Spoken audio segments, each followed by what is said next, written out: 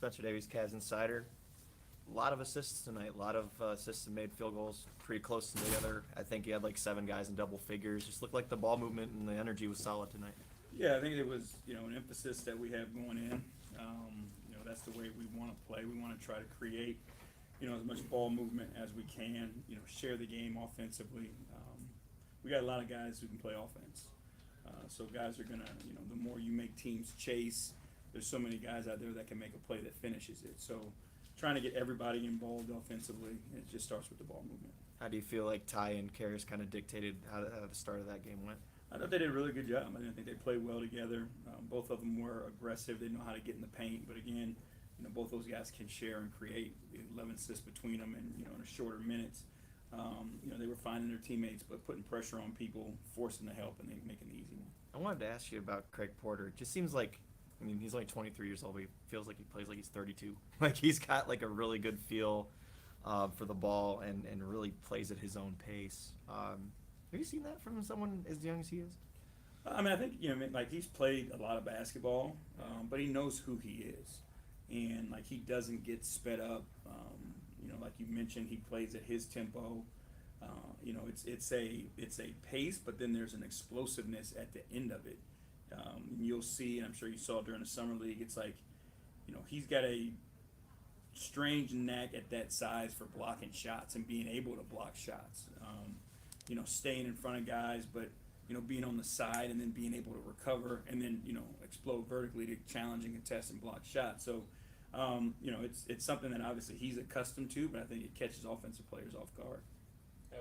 Evan Damar, right down Euclid. JB, the other night Dean mentioned to us that this is the healthiest he's been since prior to his shoulder injury, and you can really tell that the confidence is back in his shot. Do you think that you're starting to see the Dean wave we saw prior to the shoulder injury last year? Yeah, it's again, we have belief in Dean, always have. I think he starting to feel, like you said, healthy and comfortable. But in this league, the belief is the main thing, right? And sometimes injury gets in the way and doesn't allow you to do the things that you're capable of, and it causes doubt. So, him being healthy, physically, mentally, you see what he's capable of, and you see how many different ways he can help us.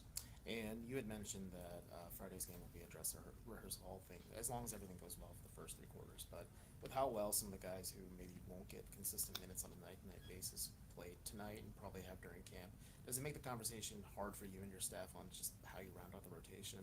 Yeah, we got a bunch of guys who can contribute.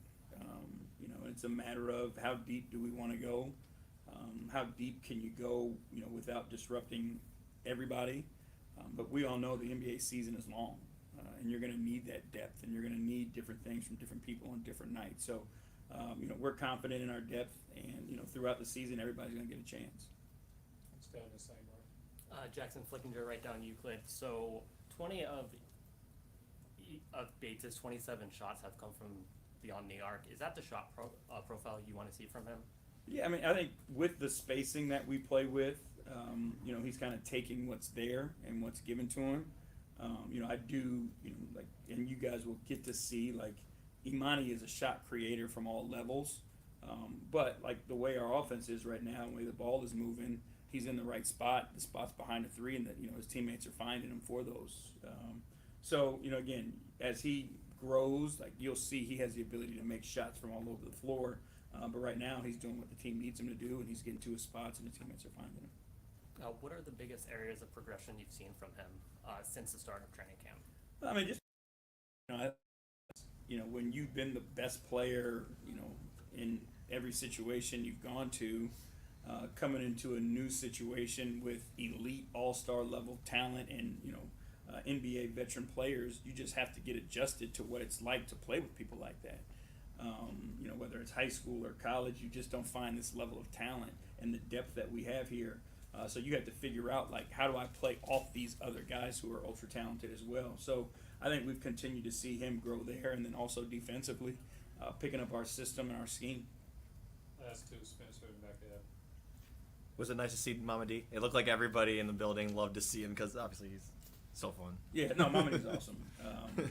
It's nonstop chatter and laughing, but Mamadi's awesome.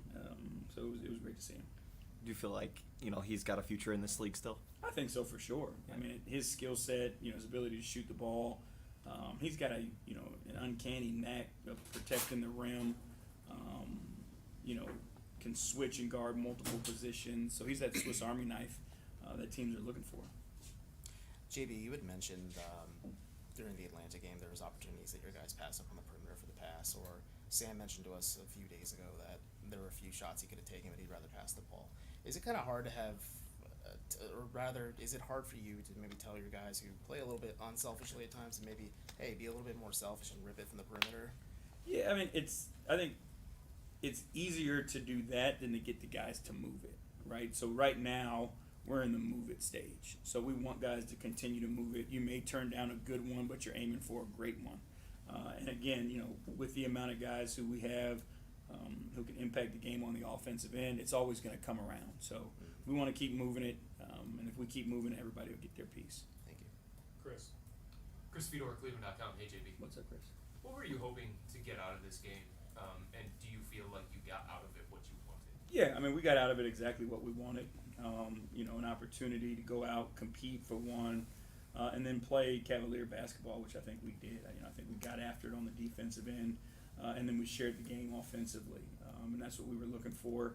And you just, like I said, you need the reps, and I think guys who may not have gotten a ton of reps, they got their opportunities tonight. I think you put George and Amani in at the same time. Is there something specific that you like about that particular combination?